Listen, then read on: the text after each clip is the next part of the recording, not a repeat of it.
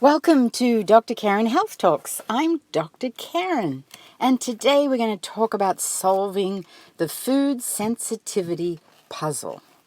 I can't tell you how often I hear people say that they've suffered recurrent gastrointestinal distress or they have skin rashes and nobody can figure out what is wrong, and they go to doctor after doctor, lots of testing, and still nothing, only to discover that it was the food they were eating that was giving them some of these problems, unexplained problems. So I'm going to talk today about food sensitivities and just some of the practical ways that you can discover if this might be causing some of your ongoing medical symptoms. And remember, this is not a medical diagnosis show. This is really a health education show to bring to you topics that maybe you hadn't considered, and you can be an even better consumer so that you can go and ask great questions and perhaps be a better partner in your healthcare. So it is amazing that it's estimated that about 30% of Americans have experienced some kind of food sensitivity in their lifetime. The most common food sensitivity is non-celiac gluten sensitivity. Non-celiac because it's not like you have an allergy, you can't eat any kind of gluten, it's that your body reacts to gluten. So it's called non-celiac gluten sensitivity. That probably would be the most common, but then other common sensitivities are dairy, which probably doesn't surprise you, nightshade vegetables, and certain processed foods. So that's a pretty high percentage. 30% of Americans experience some kind of food sensitivity during their lifetime. Now, some of the symptoms that can show up are the most obvious, which is gastrointestinal upset, but also skin problems, because your skin is the largest organ of the body. And that might be your first indication. Just recurrent skin rashes that don't seem to be related to anything or have been worked up by a dermatologist even, and nobody's really asked about your diet. But skin rashes are very common sign of food sensitivity. And then some other health problems that might surprise you a little more, which is fatigue and mood issues, mood swings, even anxiety and migraines. So research has been done enormously on food sensitivity, and the sensitivity to certain foods can also increase symptoms of any autoimmune condition. So an autoimmune condition, which is when your immune system is working overtime. So if you have rheumatoid arthritis or asthma or other diseases that are considered autoimmune, and there are over 80 in that class, then food sensitivities can exacerbate those conditions. So there's many reasons for us to talk about this. So first, everybody asks me, how do I discover if I have a food sensitivity? And I often hesitate to talk about testing because personally I think one of the best things you can do is to do your own elimination diet. I call it the DIY process. So more about that in a little bit.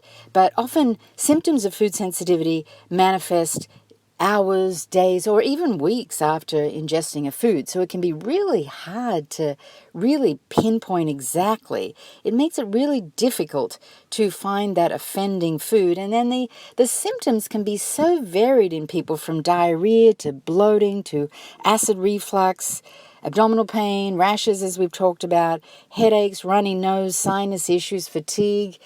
Very varied. So my biggest suggestion is for you to do what I call a DIY 30-day elimination, where you eliminate the most commonly associated sensitivities, such as foods that have gluten, foods that have dairy, nightshade vegetables. And what you do is you eliminate these foods, and I suggest one at a time. You eliminate them completely for 30 days. You just stop eating. Let's just talk about gluten. So you eliminate all foods with gluten for 30 days, which, by the way, can help you in so many other ways. It's actually a really good little experiment to do. And for 30 days, you'll stop eating any foods with gluten. And then you slowly reintroduce these potentially problematic foods. So for a short time, slowly over 2 or 3 days. And if you have any kind of negative reaction, so if the headache comes on, or the diarrhea comes on, or the skin rash, whatever that is, that's that symptom that has been nagging, then you can pinpoint that's the food. So that's what you do slowly, eliminating one food at a time.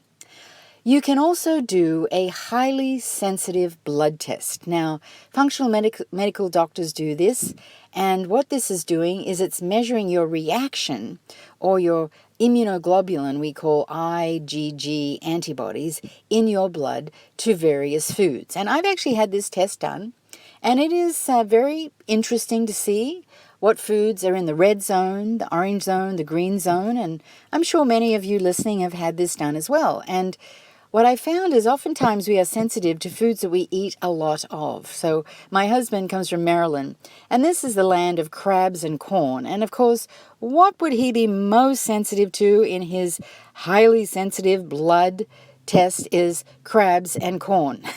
He ate a lot of those in his life. So it's interesting to do that test. It can be somewhat expensive, so just giving you a heads up about that. That's why I suggest the elimination as well. So as well as doing the elimination diet and just kind of watching symptoms and knowing about symptoms, it can be so varied when it comes to solving the puzzle of food sensitivity.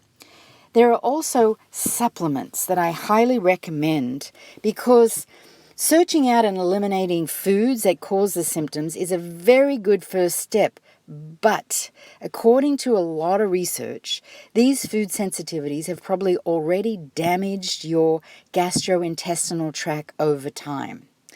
Now, you've probably heard me talk about leaky gut, and food sensitivities certainly lead to leaky gut.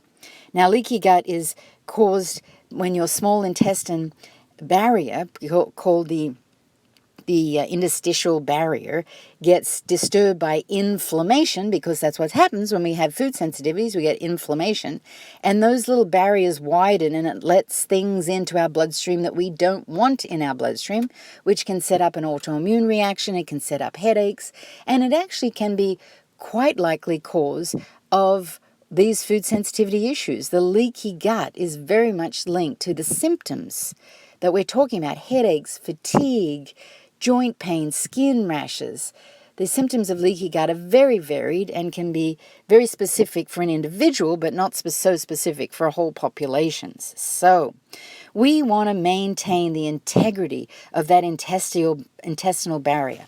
So the big thing I recommend you take are probiotics, even before you do any of this elimination diet. In fact, if you've heard me before, you know I speak about the importance of everybody taking a probiotic. It's as important as a multi-antioxidant and mineral, because the lack of bacterial diversity in the gut, which so much of us suffer from because of stress and leaky gut and emotional issues and environmental pollutants, and on I go, our bacterial diversity has been compromised, and this has very much been linked to food sensitivity. So it's a chicken or egg story. So is it our lack of bacterial diversity that's causing food sensitivities, or is it the food sensitivities that are interfering with the bacterial diversity? And my answer is it's both. In my opinion, we all have some degree of leaky gut. So taking a probiotic is so important, folks. I have said this over and over, and it's so easy to pop that probiotic. Yes, you can take probiotic foods, and of course, yes, you're eating whole and healthy, but you also need to supplement with a good, high-quality probiotic. So you want a probiotic that has a variety of species. And if you're predisposed to food sensitivities, don't just settle for one strain of probiotic bacteria. Definitely, research has shown that supplementing with a multi-strain probiotic can certainly help with your bacterial diversity and help with your microbiome.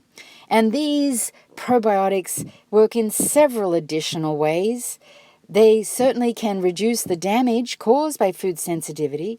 They can help with that leaky gut. They can moderate the immune response that is happening from these trigger foods and bolstering your beneficial bacteria. Don't you love that term? Bolstering your beneficial bacteria. I love how words flow together. Can also reduce the damage by crowding out pathogenic bacteria. So pathogenic meaning bacteria that are creating distress and reducing your intestinal inflammation. So the probiotic is an important piece of solving the food sensitivity puzzle.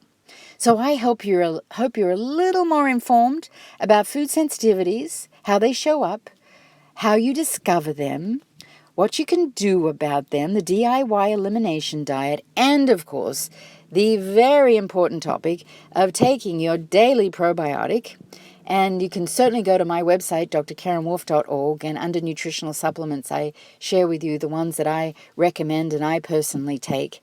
And I hope this information has been helpful to you. Remember to share this with people that you love, because a lot of people don't think about food sensitivities when they're looking at symptoms in their body that are somewhat difficult to decipher. So I love bringing these topics to you and having this conversation. I love hearing from you. You can always email me at email@drkarenwolf.org. Until next time, this is Dr. Karen saying bye for now and take care of yourself.